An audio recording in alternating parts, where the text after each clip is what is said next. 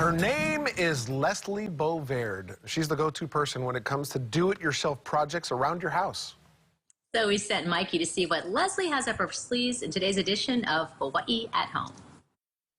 With all the time that we have at home, we've been spending, especially me, a lot of time trying to think of new and creative projects to do around the house. Now today we are bringing back Leslie, a part of A House is Built, to talk about do-it-yourself laundry room shelves. Leslie, good morning. How are you? Hi, Mikey. Thanks for having me. I'm doing great. I'm so excited to start out the new year with you all.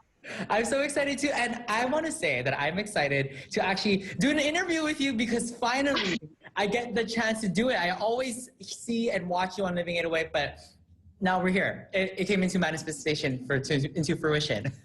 Yeah. Okay, so let's talk about do-it-yourselves laundry room shelves. That's kind of a tongue twister, but tell us what's that about. Okay, so most homes in Hawaii, they don't have a mudroom, right? Like there are on the mainland. But some homes are built with an indoor laundry room that can act sort of like a mudroom, especially when it's the first room that you enter from the garage of house.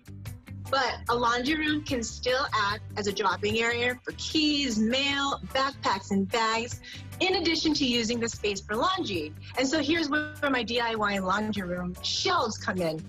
There aren't just any shelves. These were custom made to our super small space to create storage, a place to hang keys and bags, a way to hang laundry, a work apron, and an ironing board. That's cool. Okay, because usually when one hears the term or the place laundry room, they think place for clothes, like shoots, but that like keys and aprons and stuff, that to me, that was probably one of the last things that came to my mind. Now, in order for all of our viewers to create a laundry room shelf, what materials do they need? I chose 3/4-inch plywood, 1x2 boards, stain or paint, of course, angle brackets, top mount hooks, wood screws, nails, tie wraps, a cafe curtain rod, and I'll show why, drywall anchors, and then for tools, you'll need a hammer, a nail gun, a drill or a screwdriver, and then a saw. Okay, I that sounds like, for me, because I am so not Mr. MacGyver at all. Yeah. Which you are, and you're so good at creating some stuff. The steps are pretty simple, right? Yeah, it is. And so the first thing you want to do is to measure how long you want your shelves to be. So the second thing is you'll want to cut the plywood and the 1x2s to size and stain or paint to your liking. Cool. Then I nailed the 1x2s to the plywood. I attached the brackets and the hooks with wood screws. I tie wrapped the ends of the cafe curtain rod to 2 adjacent hooks. And finally, I installed the shelves on the wall using drywall anchors. And you want to be careful to use anchors that will support the weight of whatever you'll be hanging or storing on the shelves. That's cool. And where do you get these ideas from? Is this something that you just kind of like create in your head, or are you like a Pinterest board person like I am? Well, no. So I always think what can be functional in our home. And then a second thing that I think of too is what will make something look so much nicer. Or sometimes I do things just to make it pretty or make it just more appealing. But for those shelves like these can be made for any room of your home, not just the laundry room. The most helpful tip though is don't be afraid to try making something custom for what works in your home. I'm going to be working on a built-in entertainment center soon, which really scares me, but it's not enough not to try. So just do it.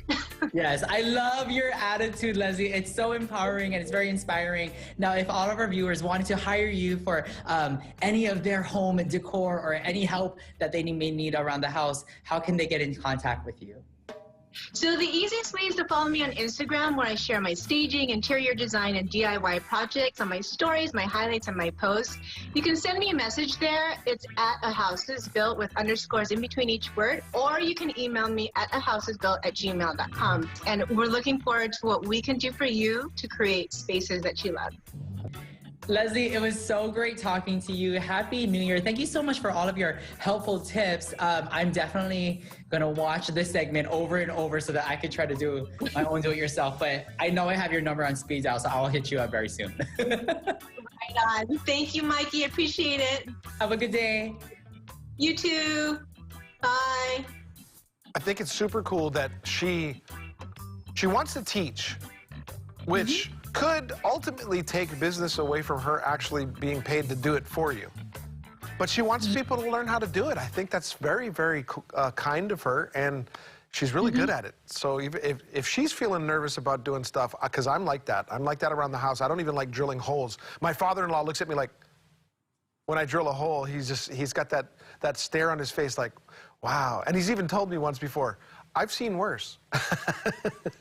Yeah, just speaking for someone, I can't use a drill. I want to learn how to use one this year because I had just like a simple fix, like a bolt that came off, and I don't know how to do it. So that stuff drives me crazy. So there are people who will pay who have no DIY bone in their body. You know? Well, her Instagram, Leslie's Instagram account is completely filled with DIY projects, but she's available as well, so you can also DM her. And we'll, of course, have that information on our website, KH12.com. Now, we got to take